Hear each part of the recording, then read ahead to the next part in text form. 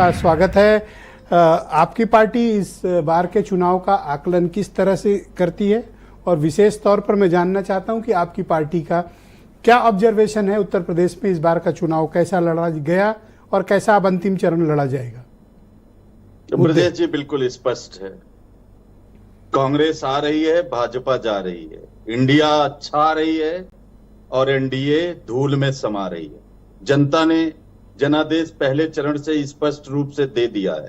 जीत का आगाज पहले ही चरण में हो गया था। बौखलाए हुए मोदी जी के बयान पहले ही चरण के मतदान के बाद बदलने लगे। ज्यादा बच्चे पैदा करने वाले घुसपैठिए तक वो पहले ही चरण के बाद ही आ गए थे। और अब जब मनोज भाई ठीक कह रहे हो कि हम आ रहे हैं, लेकिन चेहरे पे मुझे चमक और खुशी या हंसी नहीं दिख रही है। कुछ उदासी के साथ ये बात बोल रहे हो तो कन्विंस नहीं हो रही बात। नहीं। और जो उदास होके बैठा समझ लो यही सवाल आएगा उसमें, इसलिए हंसते रहो सब लोग, चेहरे पे स्माइल रहे, वरना मैं पूछूंगा। चुनाव चल रहा है, कल हरियाणा का चुनाव खत्म हुआ। मैं हरियाणा में हूँ, धूप ज्यादा थी लेकिन पसीने बहाए गए और 10 की 10 सीटें जीतकर कांग्रेस पार्टी हरियाणा में आ रही है। कांग्रेस और 1 सीट पर आम आदमी। यूपी में क्या मुद्दा आपके हिसाब से है और आपकी पार्टी उत्तर प्रदेश से क्या एक्सपेक्ट कर रही है? देखिए, प्रधानमंत्री जी बनारस गए तो उन्होंने मुसलमानों की प्रशंसा की और उसके ठीक पहले उन्होंने मुसलमानों को घुसपैठिया और ज्यादा बच्चे पैदा करने वाले कहे। तो अब आप समझ सकते हैं कि प्रधानमंत्री जी का जो मानसिक स्तर है वो थोड़ा सा गड़बड़ा गया है। जो केमिकल लोचा उनके दिमाग में आ गया वो ये बता रहा है कि मोदी जी अपनी हार से बौखला गए। ये जो बनारस है ये प्राचीन मंदिरों का शहर है।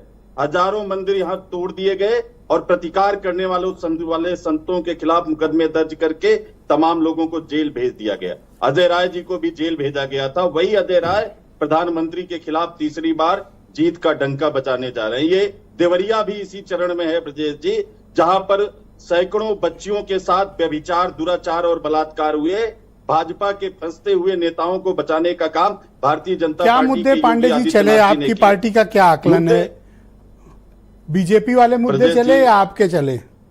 नहीं, देखिए अभी योगी जी को आप सुना रहे थे, योगी जी कह रहे थे कि 400 पार। ये जो 400 पार वाला नारा है इसी ने भारतीय जनता पार्टी का बेड़ा गर्क कर दिया।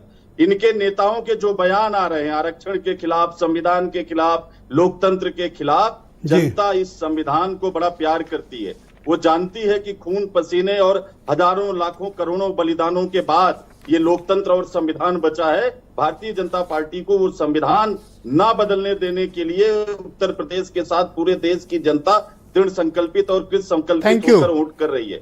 नतीजे आएंगे ब्रजेश जी, और आप देखिएगा भारतीय जनता पार्टी पूरी तरीके से इस बार हारने जा रही। इनकी जमानतें जब्त होने जा रही है और आश्चर्य मत मानिएगा 80 में 80 सीटें इंडिया के। अरे वो तो एक छोड़ दिए थे केटो, आप तो वो भी नहीं छोड़ रहे हो। आपस में पहले बात कर लिया करो डिबेट के पहले। मोदी जी भी जा रहे हैं, ये बड़ा कंफ्यूजन रहता है।